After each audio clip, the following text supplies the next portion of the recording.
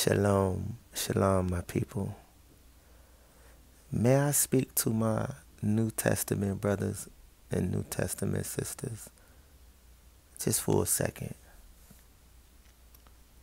I want to go over a beautiful analogy that wasn't written nor spoken by me, but by this beautiful brother by the name of Benayah. I believe it's Benayah or Benya. I feel it's so perfect that even a toddler can understand. So I want to ask my Hebrew Israelites who are into the New Testament and also my Christians who are into the New Testament. I want to ask you a question. Do you eat pork? Now, if you're a Christian, a hardcore Christian, you may, keep the word of all you have to do is pray over your food and it is blessed in the name of Christ, right? Or if you're a Hebrew Israelite and you're still into Christianity, more than likely you still uphold the dietary law, that was given to us by Ahia. So I'm going to go over this analogy right now with you guys. Let's just say I ask the question, do you eat pork again? And then you say no, right? You be like, nope, I don't eat pork. It's bad. It's not good. So then the question would be asked. Now, suppose someone cooks some red beans, right? And they cook pork into the beans. When they fixed a plate for you and asked you to sit and eat, but you told them that you don't eat pork, and then they said to you, just pick out the pork. Now, would you pick it out? Pick the pork out of the red beans and still eat it? Be honest, yes or no. Now, hypothetically, let's just say you say, heck no, because you don't eat it. You know it's unlawful or it's unhealthy, right? Now, then this shall be asked.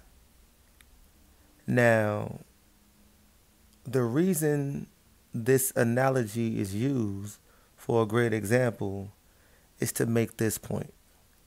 Just like pork can ruin a plate of red beans, the New Testament is filled with lies and deception. Just because there are a few passages in the New Testament that may be true, is no reason to accept the entire New Testament story.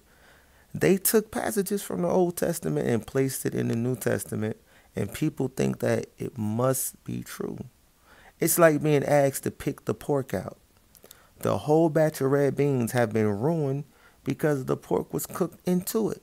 So my brothers, my sisters, I'm not going to be too hard on you guys, Must show compassion when it comes to this because I know it's a difficult, thing to just drop and get rid of. But if you truly, truly have awakened to knowing who you are, a Hebrew Israelite or a Hebrew Yisraelite, then that means you woken up, turned from religion, stepped out of Christianity or whatever religion, like religious belief you were into, because you knew that that was idolatry and it's time to return unto your true power, your creator, which is a higher of hosts, the power of the Yisraelites, of Abraham, Isaac and Jacob, the power of Dawid, the power of Solomon, the power of Hezekiah,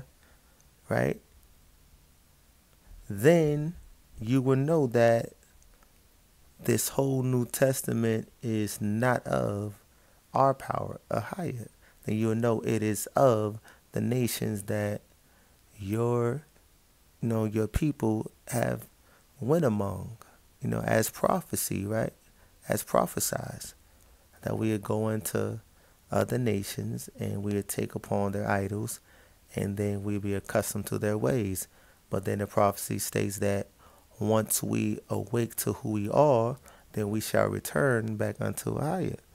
It speaks about that in Deuteronomy chapter 30. So, I'm saying all this because you really need to, read for yourself the entire Old Testament so you can see the truth. Like me myself, I was never into the New Testament. Even my grandmother used to take me to church all the time, but I used to just go there for this one woman, this one girl. No, two, Loretta and Amaya. Man, they didn't have girls in church, I probably wouldn't have went. You know what I'm saying? So I can understand to a certain degree. I know how hard it can be, but nah, you gotta put it down, man. Especially if you have awakened to knowing who you are. That's like one of the first steps to awakening to knowing who you are, is that you turn from all the nations' idolatry and return to a higher, right? So once you read the whole entire Old Testament to yourself, break it down, you know, then you can see, plainly that there are many deceptions in the New Testament. See, the New Testament is a trick pulled by our enemies, you know, on those who've been scribing throughout the years, um, those who were prophesied to sit among many nations, or be small numbered among many nations, which is the Malachi Edomite. They always have someone taking on the form or the look of another nation that has dominion at the time, and they become scribes within it and start mixing and matching within these books and throughout history. You know what I'm saying? We see that. We see the Amalekite Edomites went by Mazarets at one time. You can even say they went by Hiskos at one time. They went by so many other names, like they mixed in with the Romans. They mixed in with the Grecians. They mixed in within every nation throughout history.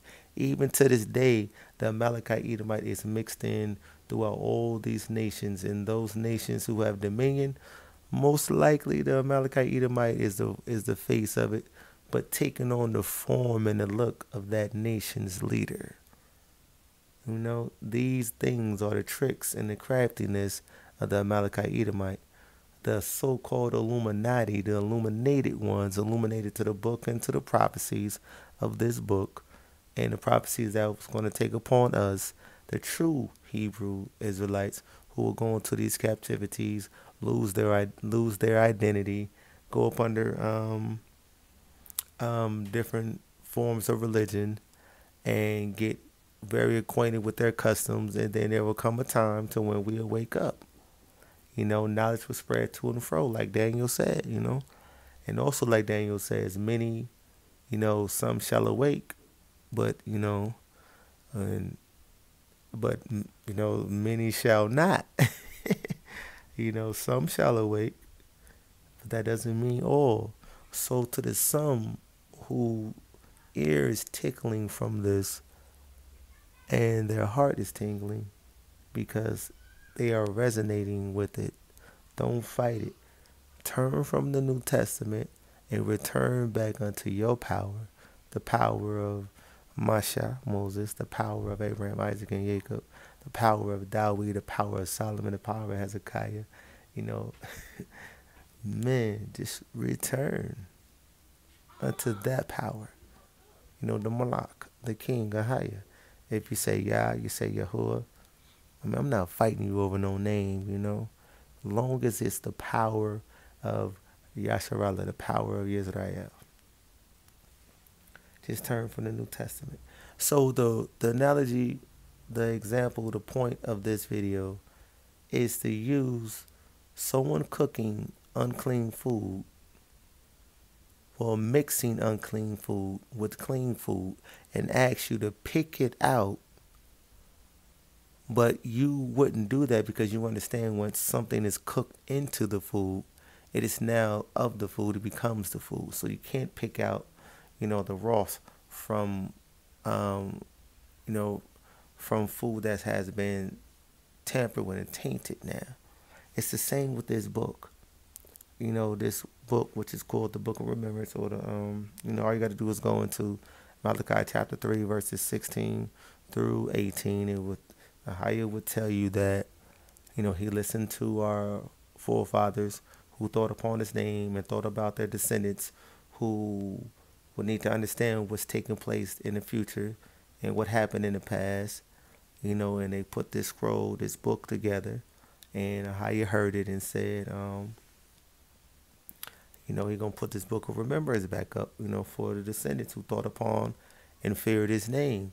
So that's what's taking place right now. So if you wouldn't eat the red beans because it has unclean food in it and you can't pick it out, that's the same thing with this book. You can't just include the whole New Testament and then pick out, all of the lies and deceptions within it and then mix it with the Old Testament as if it has the same validity and truth, because it speaks differently. It takes on different aspects. It takes upon a new entity. It takes upon a new savior. We should understand this, that Ahia always worked through men and worked through women. There were men kings, women judges. There were men prophets, women prophets. So Ahia has always worked through men and women. But in this case, that is not so when it comes to the New Testament, because the New Testament contradicts and is contrary, and it breaks every covenant that was given to the major characters not characters, I don't want to say that, major important people in the book, like Dawid. Dawid has a everlasting covenant given unto him that he will always have a son to sit upon the throne, and not just one son to sit forever, like the New Testament is implying, but after one son died and another son sit, and another son sit. That's Jeremiah chapter 33. When you read chapter 33, that right there kills any argument. And also has covenants with the priesthood and the high priest, preferably the seed of Zadok, the high priest line. And Jeremiah chapter 33, implies that as well. But the New Testament break these covenants that's made with these important men, important bloodlines, these important seed. If you understand that, then you will see the lies and the deceptions there, because they make the Christ mythical character king and priest forever. Now Psalms 110, chapter 110, how is letting it be known that Dawid and the seed of Dawid will always be a lowercase king prince and priest unto Ahia forever in the order of Melchizedek. So, and then when you go into the books of Zechariah, it talks about the branch, and then it talks about how the branch will anoint, or the branch will come to, Yehoshua or Yasha, the son of Yehezedek, and he will, go, make himself known unto him. But then it talks about how the branch will take upon these two offices, in the office of king and the office of priest. So the New Testament is not false for making Christ king and priest, but they're false for using Christ as this anointed figure, because Christ breaks the covenant made with Dawid, because Christ does not have a biological father. And we can't sit up here and be human beings and say, well, we are putting limitations on God or a higher or the power. We're not putting limitations on him. We're just holding a higher accountable to his word, like he says. His word does not come back unto him void. He changes not when it comes to covenants. So he made a covenant with David or Dawid, right? That he will always have a son continually, forever. So the bus doesn't stop there. So God Himself cannot impregnate a woman and then have a child and then say this is of the seed of David when it's not. It will be of the seed of God. You know what I'm saying? It will be of the seed of Ahiah, which will break the covenant.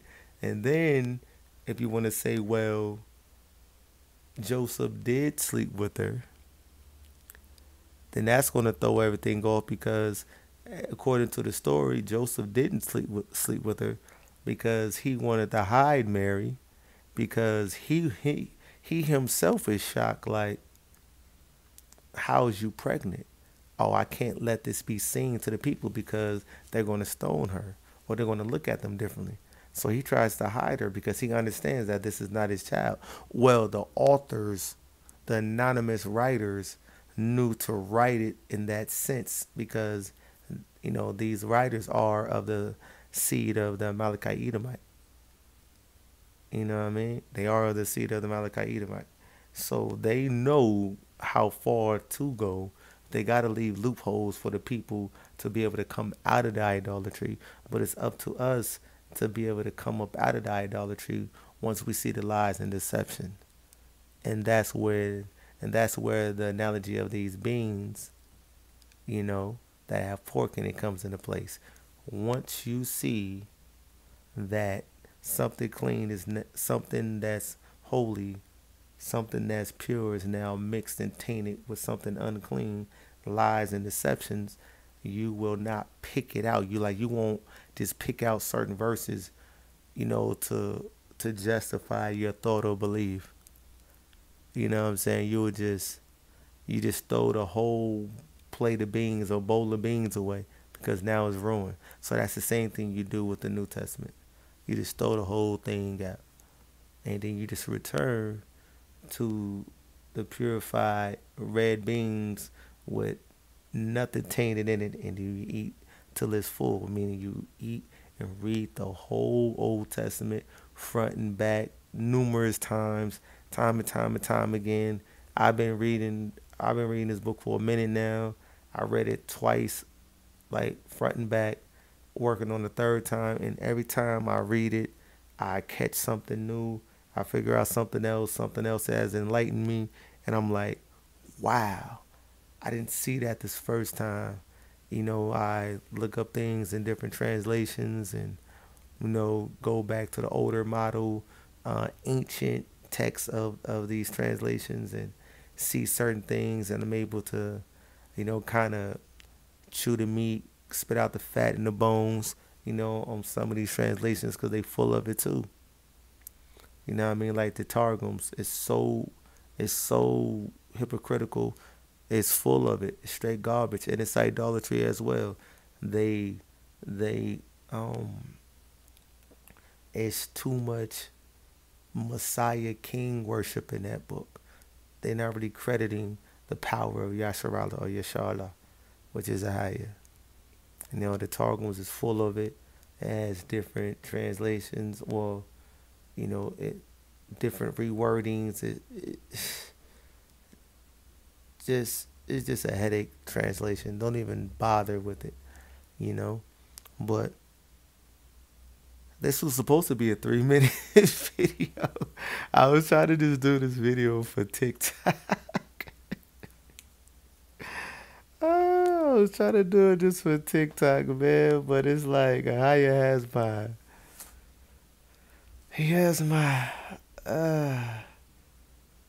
my pineal gland open, and you just allowing things to just enter and enlighten me to speak more. So when the spirit is upon you, you must speak.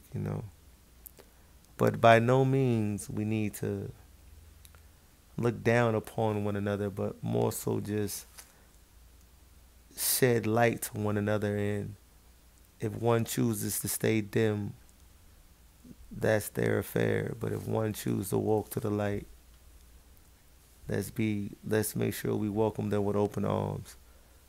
Shalom, shalom, and shalom depends on how you say it, to all my brothers and sisters. And May the power of Yashallah, Yasharallah be with you. And thank you, brother, beautiful brother, Benia, for that analogy. I kind of used yours and mixed in mine. I couldn't just, what I'm saying? I'm not a follower, man. So I had to kind of, you know, make sure I add, what the Father has put upon me to speak on this matter. But always, shalom and love, people. Shalom and ahava. He shall.